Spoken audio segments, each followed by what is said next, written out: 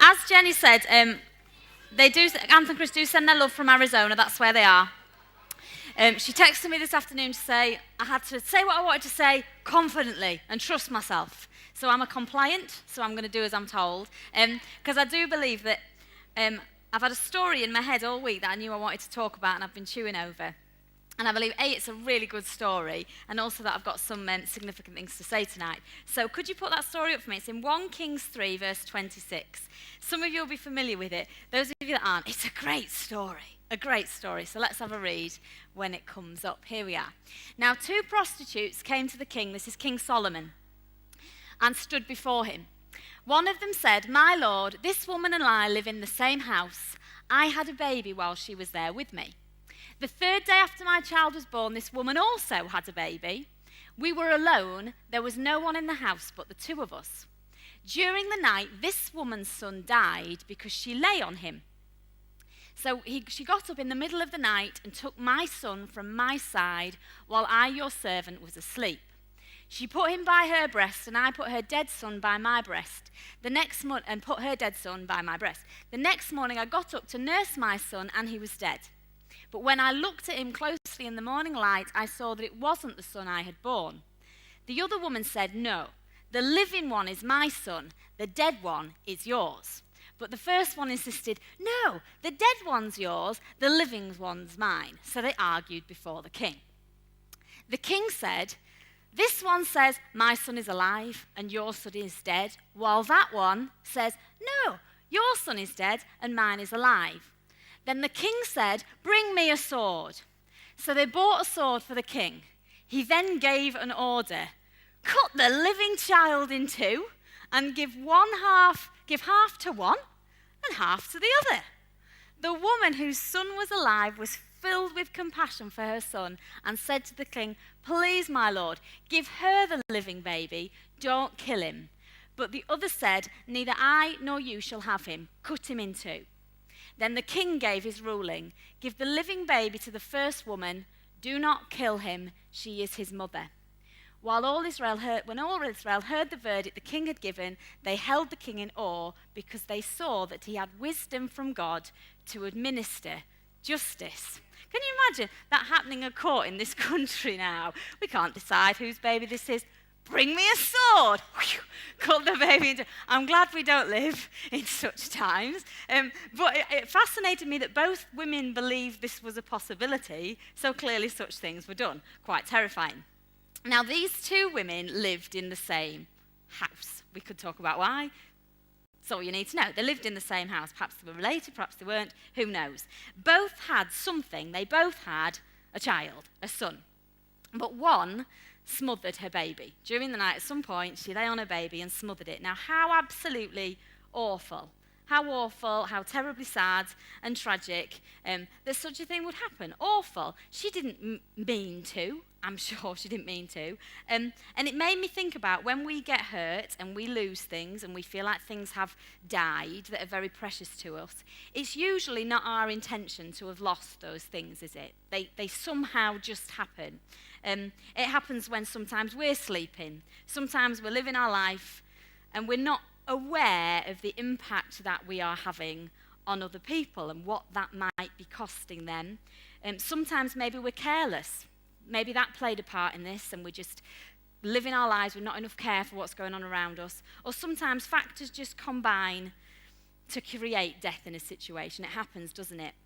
And in here tonight, it made me think that all of us in here have our perceived losses in life, things we've lost, and our perceived gains, things we've somehow got to keep.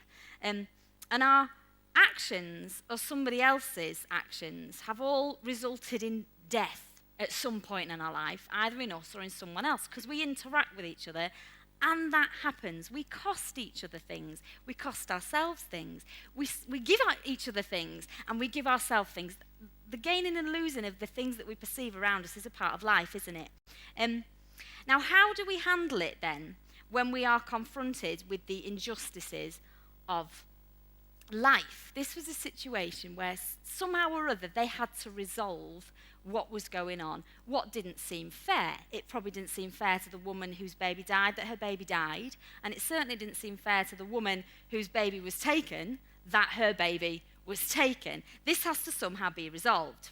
Somebody might have right now in your life, maybe at work or at home or wherever you go, you mix within your life, somebody might be having right now or seem to have hold of the very thing that you want, the very thing that was what you were going to have and what you were supposed to have and where you were going to be. And that person can be very difficult to sort of have in your face sometimes. You might be dealing with all sorts of situations like that. You might have really suffered at the hands of somebody else, and you're not prepared to take that lying down. Somehow or other, that's got to be paid for and sorted out. Now, there were only 2 of them present when this happened. And how often in life, when there's injustices, is it someone's word over here against someone else's word over here? And it's very difficult to unpick. Unfortunately, normally what happens is this person over here gets a bunch of people around them, and this person over here gets a bunch of people around them, and then all of a sudden you've got quite a big thing going on, haven't you? Now, when we're in those situations where we feel that somehow we're at a loss or something is not fair, think for a minute how you handle that. Do we envy it in the other person? Do we seek to take it from the other person? Do we prefer to see that destroyed rather than somebody else have those things? What might be those things in your life? What is it in your life? Where are you in pain in your life tonight? Where do you maybe resent? Where are you maybe resenting in others what they might have? What do you see in life where other people seem to be getting an easier ride than you are? Maybe even a ride that's more free than yours, that's harder. How do those things make you feel sometimes?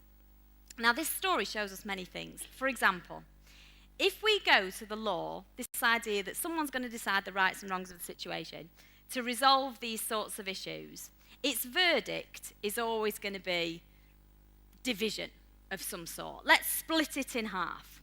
So if you go for this idea that somehow or other everybody's got to come out of this equal, on an equal footing, the only verdict you can go with is that we're going to give you half, we're going to give you half, then everything's equal.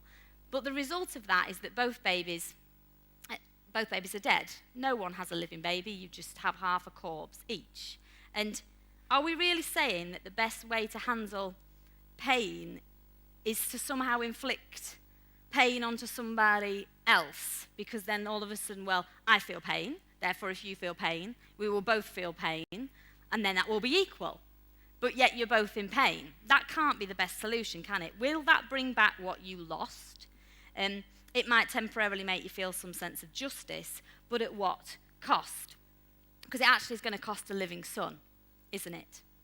Now, in the legal terms, there's actually a term that's sometimes used, which is splitting the baby or cutting the baby from this story. And it's used when people try and come up with a simple compromise, where it's an issue of literally cutting everything in half, let's be even, go our equal ways.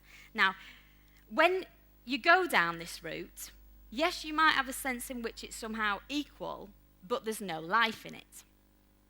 Now, these women came to the law, and they both believed, as we've said, that he was going to cut that baby in half, and a solution had to be found that was somehow rooted in love. The mother, whose baby it was, where it says there, where she was filled with compassion. In the original version, it says that her bowels yearned, which is to do with her womb. We don't talk about having yearning bowels, do we, anymore? Thank goodness. Her bowels yearned, her womb, with compassion, because in her heart, although she had a right to that baby, the thought of it being destroyed was so unbearable that she was willing to say, even though this is my right, you can have it.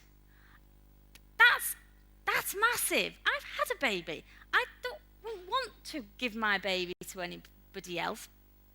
Why should I? But something in her said, it's more important to me that this baby stays whole than that I get to keep it. I'm going somewhere with this, I promise. I can see you're thinking, where are you going, Jenny? I'm going somewhere, I promise. Now,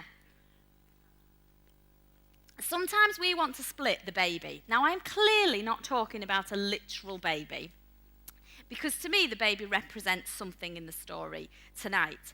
Now, we've heard recently how in the Bible there are often lots of two sons, all sorts of twos, not all of which have completely slipped my memory now. But there's a message somewhere where Out lists a load of twos in the Bible. Two options. Now, in this story, there's one that dies and there's one that's left. Now, let's think for a moment about how we've learnt that there were two sons in the Bible. There is Adam, the first Adam. There is the last Adam, who is Christ, who is Jesus. Now, everything that first Adam represented under the old covenant, all those things, that died. And there is a new covenant that now lives. Now, we are left with one baby.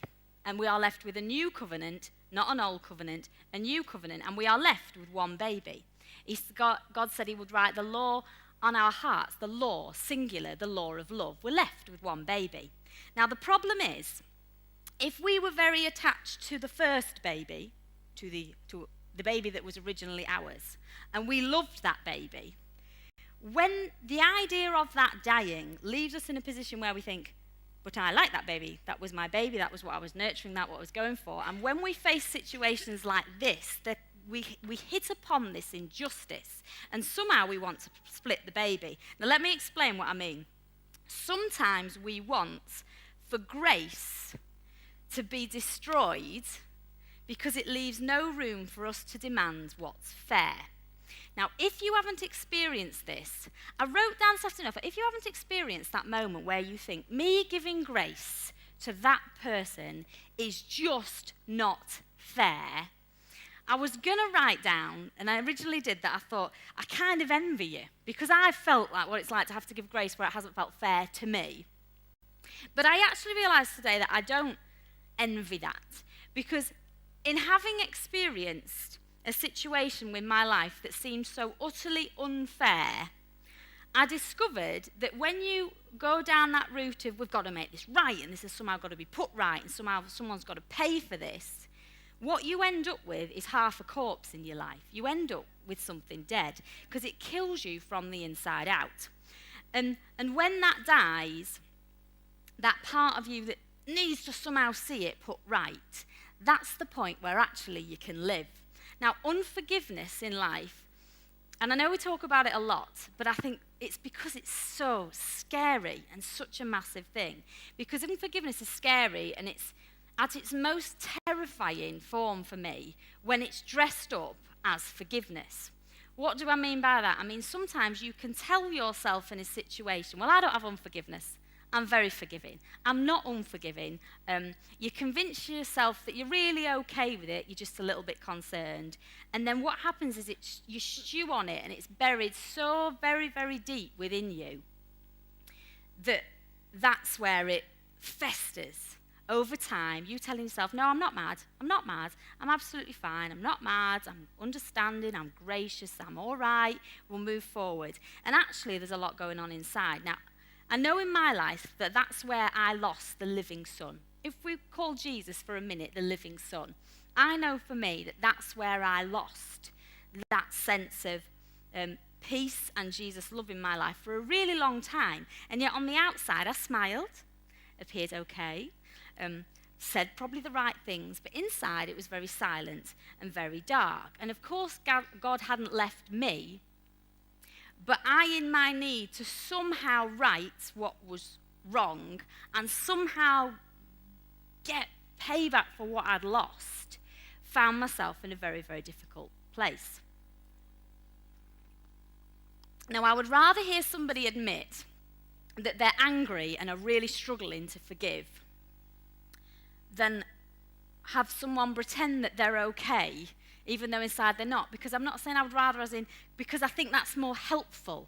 It's more helpful to have a conversation where you say, I'm so angry, I can't get my head around this, I can't reconcile how that there is okay, and I'm really struggling to apply grace to that, than for all of that to be actually going on inside, but we stew on it, Because actually stewing on it, it scares me because I know where it takes you. Now, God knows that we rub up against each other, and God knows that we make each other mad. And he's all, that's okay, because isn't that going to happen? We are people. We are imperfect people. We get on each other's nerves, and we have different personalities, and we wind each other up, and people do things in a way. That's going to happen. Because we're not unemotional robots, are we? It's what we do when those things hit. It's how we handle it when it hits. Now, sometimes in these situations, your baby, whatever your baby is, this is tricky because I'm working in masses of metaphors, but that's all right. Makes your brain think. Your baby, whatever that thing, think of your baby as the thing that you valued. When we come up against people in life, often the tensions are because I value something, you value something, and we're not agreeing about what's most valuable here. I think this is most important, you think this is most important. Why aren't you getting what I'm seeing? Now, when the thing that you're, sometimes in these situations, the thing I value has to be the thing that dies. It's time for that to go, time for me to let that go. That thing, there's no room for that thing to live anymore. That, whatever that was, it's gone. And sometimes in situations, the thing that you valued, that's just gone. Whatever it was, whatever you had, it's gone, and it's time to move on to something else. But if each time those things come up, neither of us are willing to budge in a situation, in that conflict, and we all insist that somehow everybody's happy. I've got to be happy with my side of this, you've got to be happy with your side of this. We just end up with a trail of dead babies. That's a funny thing to say, isn't it? But are you getting what I mean? Now, increasingly,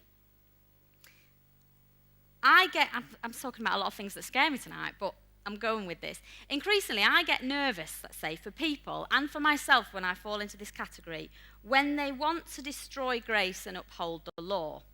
Because it scares me when they or me don't twig what we're saying, and it reminds me of the religious leaders in the Bible who had Jesus right there and they missed it. So think for a second of someone who you believe is getting away with too much stuff right now and needs dealing with. I'm going to pause because I bet you everyone can think of someone. I'm not going to ask you to name names, you wouldn't anyway.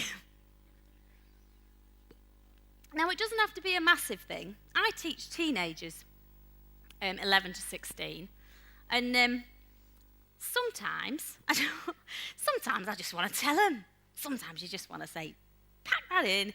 Sometimes you have to deal with parents defending the kids over the things that they've done that are not acceptable. And sometimes I sit there thinking, I don't want to give you grace. I want you to sit in your chair, do as you're told, phone your mother, have your Xbox taken off you, and that'll make me feel better. That's what I want to do sometimes. And we all do that. Now, is grace sufficient in that moment? And am I going to apply grace in that moment? Or am I going to get that moment where you think, do you know what? You've made me suffer. I'm going to make you suffer.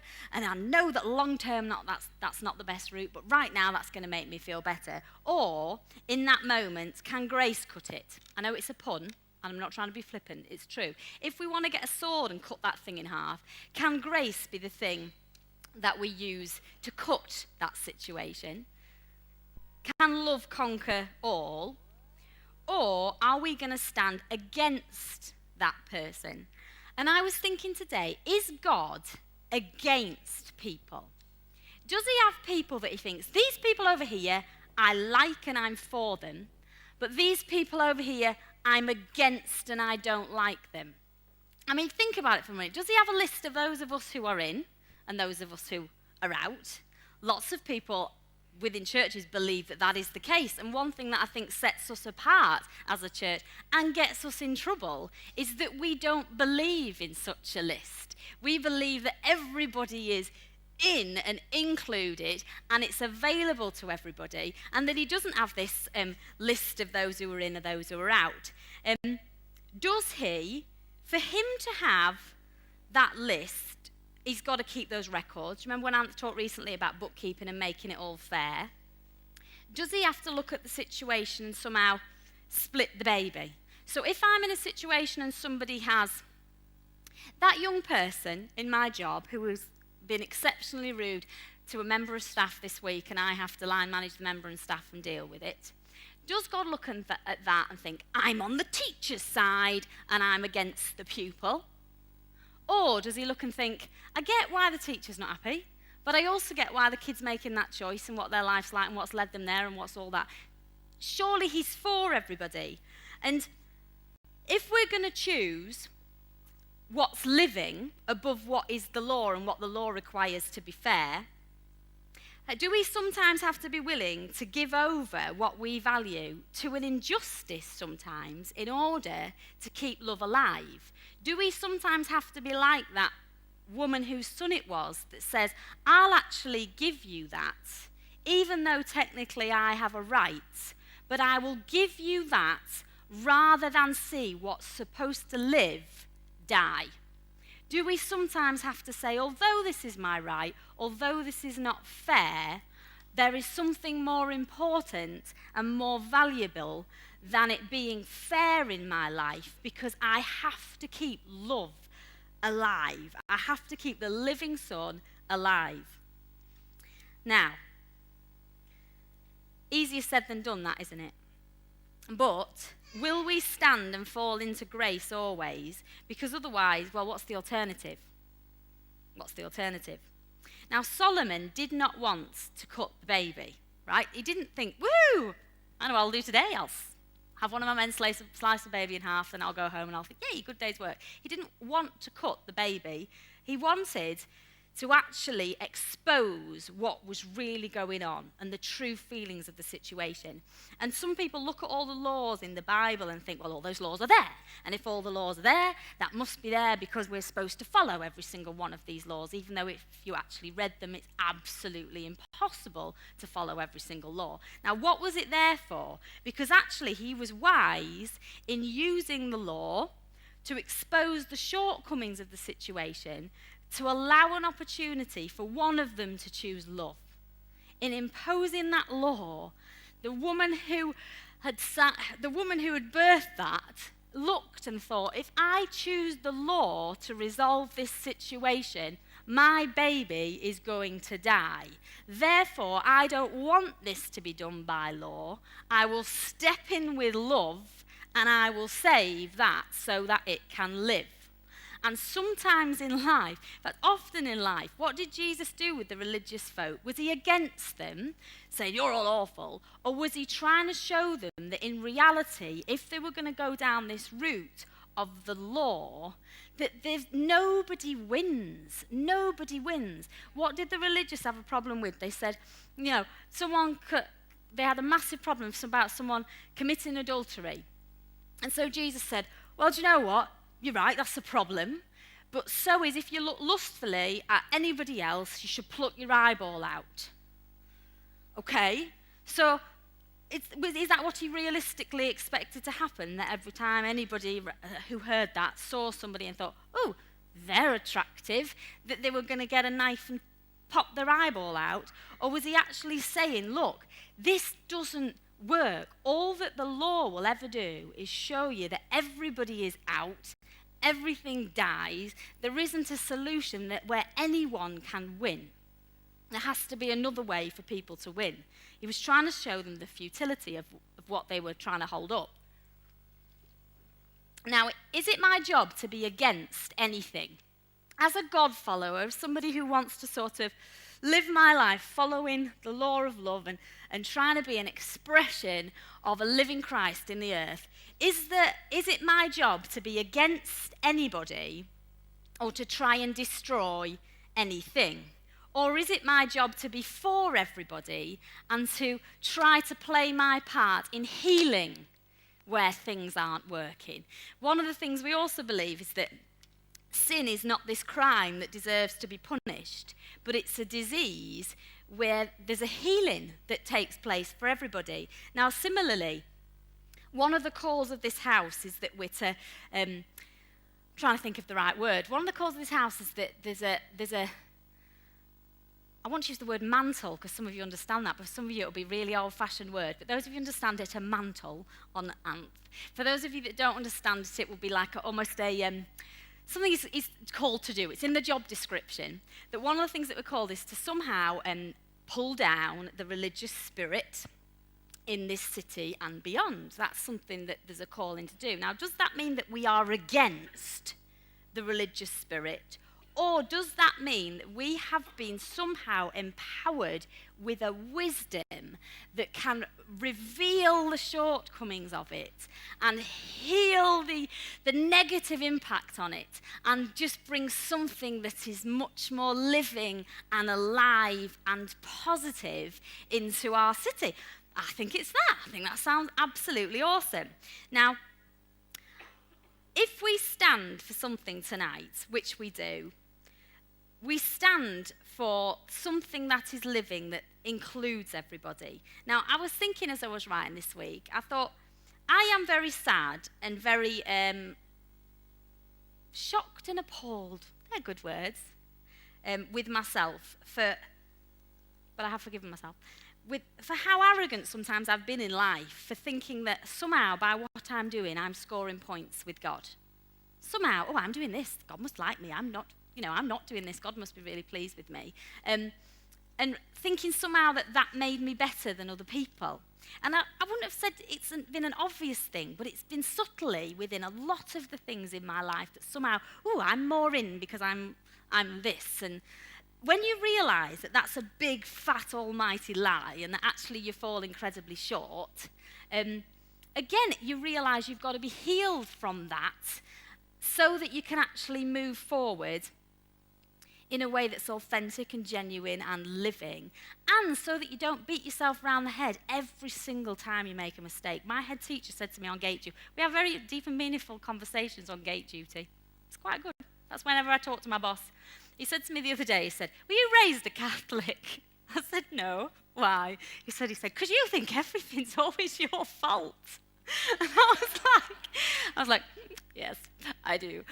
But I do have that thing in me that somehow or other, I have to be the one getting this right or else I'm really awful. And God's healing that in me and mending that in me because it comes out of that thing that you think you're getting credit for the things you're doing and not realising on my best day when I do everything wonderfully, God loves me. On my day where I make an absolute total mess, and I am a total mess, he loves me just as much on that day as on that day. And do you all get that in here tonight? That there's not a list of things where he's like looking in your life for what's fair and trying to divide your life into these are the things I'm really happy with, these are the things I'm really sad with. He just looks at you and says, you're mine, you're alive, let's party. Every day. Every day, that's what he does. I'm getting there, I have to say. My husband will tell you, not fully there yet, and he'll probably quote this back to me many times. So, you have my permission. Now, do you really think that in your very best moment that you are adding anything to God? That he somehow needs you to sort of stand up for him and defend his holiness with your rules and somehow make sure people are getting it right, because he really doesn't. He really doesn't need that. And it says he sees the worst in humanity, and what it says, David says, if I make my bed in hell, you are there. So David has this revelation that, think of hell as being, the messes we get ourselves into. David says, he looks at God, he says, if I make for myself the worst situation possible, you'll go there with me. So I can make the biggest mess of my own life and God will come with me into that mess. I mean, that's incredible. That is incredible. It says he's going to come with me right into the messes. Why does he come with me into the messes? So that he can help me out of the messes when I get a clue and move to a brighter day, because there's always hope. Now, he goes with me into the most hellish, ugly situations. He never leaves me or forsakes me, and he never leaves anybody else or forsakes them. So again, how can we be against anybody? Because if God's not leaving anybody, and if you look at a situation now that you think is hell, and what the person is doing is hell and hideous and awful. God went into that situation with that person so that there is hope for their life, so that the last word hasn't been spoken on their life and they haven't been written off, and he is in there with them in the most hideous state that they may be in, because he's going to walk them out if they'll go and if they're willing and if they'll respond. I think that's amazing, honestly. Now, God can handle mess and rudeness and chaos, and he can do more than handle it, he can redeem it. So, when we're faced with our losses, let's not let our losses weaken grace in order to make us feel like the situation is somehow leveled. Let's let it go as far as it's prepared to go. Now, what does that look like? This is the bit that, if you're honest, we don't like. Now, it means that people get to be loved, warts and all. Even the warts that are giant, ugly, infectious and all over their body. Which I'm deliberately making it sound disgusting, because sometimes it's really tough. I have to love in my job some incredibly challenging people, and sometimes I don't want to. I want them to be nicer. I want them to be better. I want them to be easier. But will it go there? Now, grace, because of that, people worry sometimes. And I know one of the things that people have said occasionally about us is that we have a cheap grace. I mean, I find that really odd. A cheap grace, somehow or other, well, you can get away with too much. It's a cheap grace. I don't think that grace is cheap. I don't think saying, do you know what, everybody can be accepted whatever state they're in and however that's not easy. That's difficult. That's really difficult. And it does not always bring beautiful results, because sometimes you want to believe, well, if I give grace and I'm loving and kind to that person, they're just going to be lovely and kind right back, and it's going to fix everything, and isn't it going to be wonderful? We'll be best friends who skip in meadows. I mean, I don't know where that came from. I've never skipped in a meadow. But hey, sometimes you give people grace and people take it and add it to the list of things that they're trying to gather in their life to give them a sense of satisfaction, and they give you absolutely nothing in return back. And then you're like, okay, that's great. If that woman had got the baby that belonged to the other woman, do you think she'd have at any point given it back? Or do you think she'd have just taken that baby? I think she'd have taken it. I actually think she'd have taken it, and that would have been it. Now, is grace then refundable? So I've given you grace. You haven't done the right thing with it. Therefore, you must return it to me, and you now don't get any. Is it refundable? Is it refundable in my life or yours when we fail to allow the grace on our life to reveal the wonder of Christ in our life? Does God say, no, you're not doing it well enough, I'll take my grace back then? Does he do that? Sometimes I think we believe he does by the way we act, because I think we must believe he does, because when we make mistakes and then somehow we go and hide in a corner all ashamed, what we think is that God's grace is refundable, and that because we haven't done it, we're going to have to give it back. We believe that that's what it's like. Now, if God does this, is God a fool then to treat us like that? Is God just being daft to say, you can all do what you want and I'll love you anyway? It talks about how actually the kingdom and the way the kingdom does it will appear like foolishness. It actually says that. But what we see in this story is what wisdom looks like. And wisdom actually looks like somebody that says, I'm going to find out what's really going on in this situation. And I'm going to expose where things are really at. And then there's going to be an opportunity for someone to choose love. Now, one woman could not stand that the other woman got to keep what she had lost. She couldn't stand it. And don't be too hard on her, because she'd just lost something. So when we lose something and when we're damaged, this is why we have to be very careful, because in that loss and in that damage, we can then not be measuring things in ways that are helpful or will bring us long-term solutions. In that moment, I'm sure she wanted that baby cut in half. But do you think that a few months later, when she'd healed and when she'd thought about it, she would be glad that another baby had died? I'd like to think that that wouldn't have been the case. When we come to the conclusion that others are getting to keep something that we were forced to lose, we have a decision to make. We can think, why should you get that when things have not worked out how I wanted them to? And we all have ideas about how we want things to work out, and we're all not happy when they don't. But we somehow have to keep what's living whole. Now, again, I'm going to use another pun, but I'm not trying to be flippant, but we cannot be clear-cut. What this woman wanted to resolve the situation was a clean cut, half.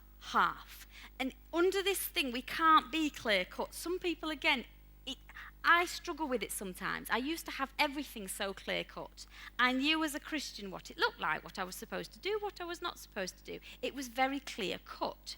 But it can't be like that when you introduce the law of love, and because it's more complicated. Now, why did that baby live and that one didn't?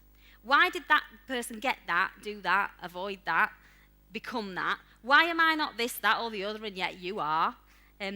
If we have to write that ourselves and somehow make that all line up in our head, we're going to miss the point that sometimes there's just a decision to make that says the only way to look at this situation is we have to somehow work out how we keep the thing whole. How do we keep this thing whole? Yes, someone's got a right here and someone's got a right here, but we can't divide that and resolve that, but we can keep something alive and something whole. Now, why am I bringing this message tonight, and why do I think it's so important? Because I think we still struggle with our differences with each other. And we still sometimes try to decide about some things and how we should split it and file it in our head. And you talk about splitting hairs, don't you? Somehow try and decide how to split it. And some people, I know some of you are struggling with the idea that some things aren't clear-cut, and with the fact that some things might seem unfair. I know that people have left us for some of those reasons, because somehow or other, we think, and other people may think, well, we've lost something, and in handling my loss, I can't see now how this is okay. And you might have think, I've lost something, and I can't see how now that is okay. And that's some of the situations we're in tonight. I've gone all over the place. I've already said that bit I'm on. Let me just find where I'm at now. I'm nearly there. It sounds really harsh, and it sounds horrible, but I'm going to say this bit anyway, because it'll give you an image that'll do you good.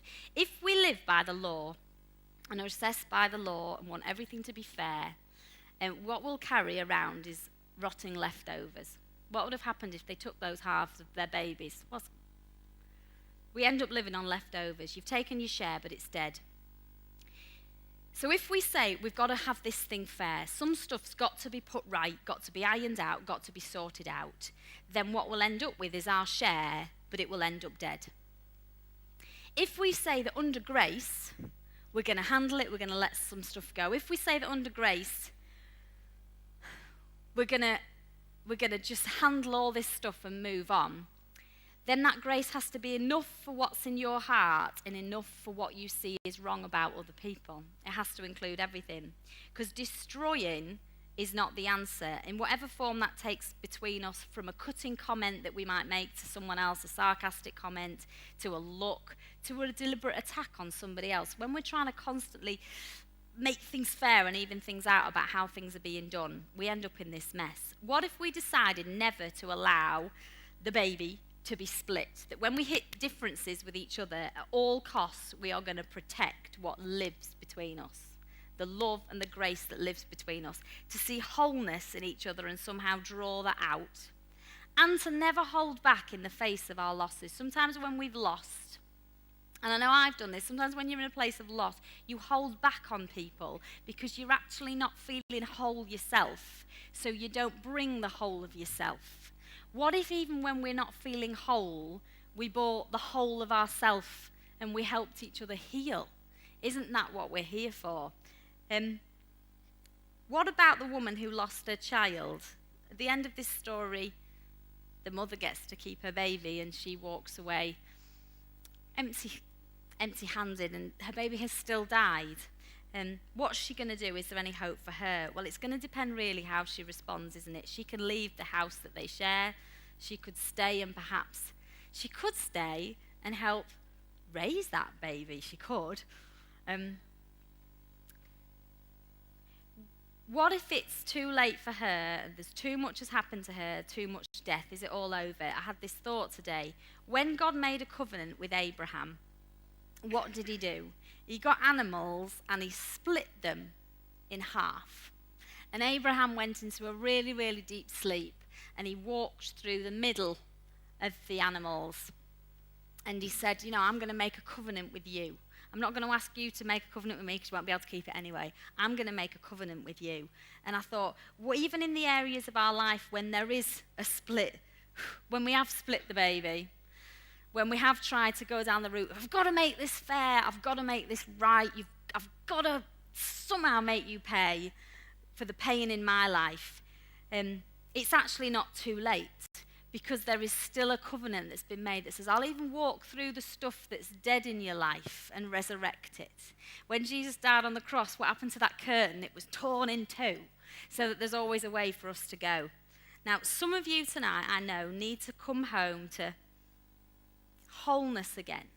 Somehow or other, in trying to divide and work out where things are and where people are at and what's going on, you've somehow become split in your mind. The Bible talks about how a double-minded man is unstable in all he does. And some people, you're feeling insecure and unstable because you've got split things going on. You're trying to work out what's this here and what's this here.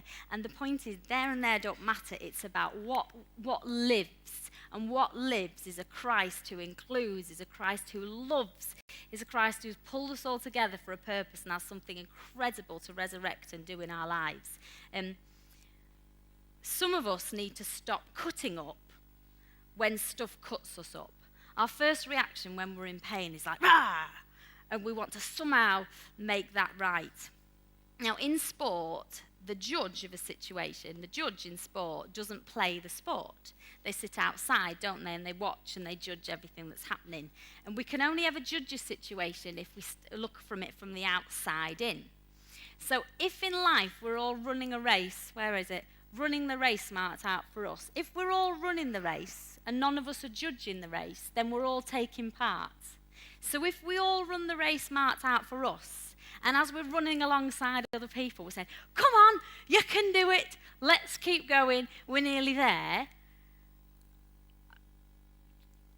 we're not going to have time to worry about what's going on and what's going on because we're all busy running. The only time we get into this stuff is when we step out of our race to look at how everybody else is doing in theirs. Oh, think they should be going a bit faster. Oh, not sure about that. And that's the only way we can be worrying about this stuff. If we're in the race and we're running our race and we're going for it, it doesn't matter. The people that are alongside you, whatever's going on in their life, you're running with them. And you can be for them and you can be rooting for them. And if you think someone's fallen behind, rather than tutting at them, you hang back a bit, you carry them a little bit if they're looking tired so that they can keep running with you. Now, for those of you who attend here, the way we have chosen is not cheap. And some people don't like it.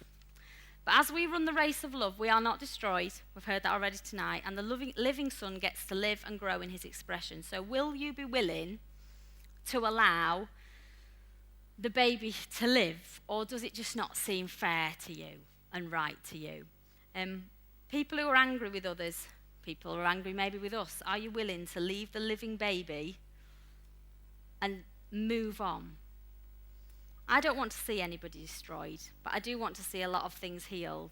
And sometimes situations come along and really what they're designed to do and what they will do is just expose our true feelings about stuff. And if you've got feelings about stuff, just be willing to own them, see what that means. If you discover you're mad about some stuff, that's all right. Acknowledge that you're mad. Talk to somebody, work it all out and decide, even if you're mad and it's not fair and it smacks in the face of all your losses, let the baby live. Let life live and have compassion. This woman's heart was moved with compassion. Let's have compassion on people and let's never divide and split things up so that it seems fair. Let's always try and keep things whole by running our race together as one. Okay. Shall we pray? Do you want to stand to your feet, stretch your legs?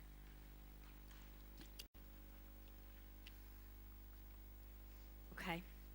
God, you've heard my heart tonight. And I know it was important to share these things, and I know that you will have spoken and made that relevant to hearts in here who needed to hear it.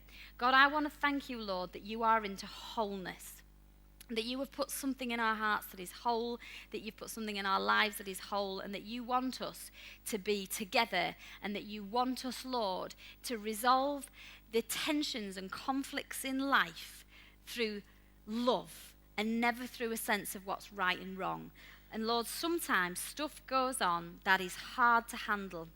Sometimes we have losses, sometimes we have difficulties, and sometimes we can see ways that it would just feel so much easier if only. But God, we come to you tonight. We acknowledge that there's areas of our heart that we need to be healed. We're not trying to be messed up with some stuff, Lord. We're not trying to make anybody's life more difficult, but we do need your healing to touch our lives, to enable us to let go where we need to let go, to forgive where we need to forgive, to hope where we need to hope, to run a little bit harder where we've grown weary. And God, I thank you tonight that you are not into destroying anybody, that you're not into destroying this house, that you're not into destroying people's lives, that you're not into destroying anybody, but you are for us, and that you are for people, and that you are for including everyone in the very thing that you set out to do, which was to put us into union with you. So I declare tonight, Lord, that you live, and we don't want to have any part in any way diminishing how alive you are by watering down grace, by watering down the love we have for people, by worrying about stuff, Lord, that actually you're all right with. And so, God, help us to be wise. This is a story, Lord, about wisdom. Help us to be wise to discern what things we can let go, what things we can leave with you, cast our cares on you so that we can live and run the race. And Lord, show us where we're holding back on each other. Show us where we've held back because we have questions, where we've held back because we have concerns, where we've held back, Lord, because it just feels like something's not right. Show us those areas of our heart now, Lord, and help us to be all in. Help us, Lord, not to hold back in the face of our losses, but to go further, because what you gain for us in Christ is sufficient. Your grace is sufficient, and we will run the race marked out for us. And Jesus, I just pray for healing of hearts that are in this building and not in this building, that, Lord, wholeness will come. And thank you for the hope that even where things have died, they can be resurrected. Thank you, Jesus. Thank you.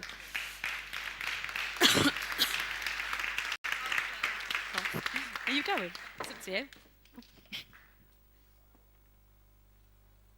We're done. Thank you for being here. I hope you've had a great evening. Listen, sometimes,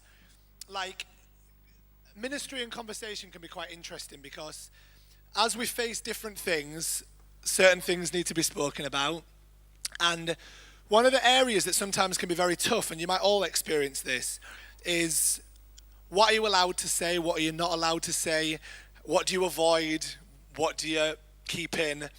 And one of the things that's wonderful is that whilst being sensitive to what we feel God's put on our heart, we should, as a house and in our relationships with one another, never feel afraid, like Jenny says, to be able to speak openly and honestly with one another about the things that we face, about the things that we're facing as a house, about the things that you're facing as an individual. Because what tends to happen is even with that, we make an assessment on the information that we hear and often pick sides, when this is not about division or taking sides. This is about what is alive, what is going to bring life. One of the things we have to get out of is this thing where we almost feel like we have to avoid certain topics and certain conversation because we don't want to upset people, when actually there's nothing to upset. This is life. It's a massive picture. I mean, even when you read the stories of Jesus, some of the conversations he had with people were pretty intense. And sometimes it can be a bit like, oh, I didn't want to hear that. That was uncomfortable. But in it all, if love is the center, being the person Jesus, nothing will crumble, because love will stand. So let that be an encouragement. Whatever you've heard tonight, hear it as an encouragement. This house is a wonderful place.